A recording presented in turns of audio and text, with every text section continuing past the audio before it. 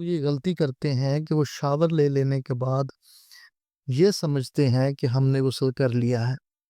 یہ طریقہ کار بالکل غلط ہے۔ چلیں میں آپ کو بتاتا ہوں کہ غسل کا طریقہ کار کیا ہے۔ سب سے پہلے آپ نے نجاست والی جگہ جو ہے اس کو صاف کرنا ہے، اس کو اچھی طرح مل مل کے صاف کر لینا ہے۔ وہ صاف کرنے کے بعد اپنے ہاتھوں کو صابن سے دھو لینا ہے۔ اپنے ہاتھوں کو اچھی طرح دھو لینے کے بعد وہاں آپ نے کوئی دعا نہیں پڑھنی، کوئی کلمہ نہیں پڑھنا، کچھ نہیں پڑھنا۔ یہ غلط ہے۔ لوگ بیت الخلاء میں کلمہ پڑھنا شروع کر دیتے ہیں، یہ بالکل غلط ہے اور گناہ ہے۔ اس کے بعد آپ نے اگلا کام کیا کرنا ہے؟ نجاست آپ کی صاف ہو گئی ہے، ہاتھ آپ نے دھو لیے ہیں، یہ دونوں کام کر لیے ہیں آپ نے۔ اور باقی جو اگلا سٹیپ ہے وہ ہے کہ آپ نے باہر آ کے اس کے بعد آپ کے پاؤں کو جو گندا پانی لگا اس کو دھو لینا ہے۔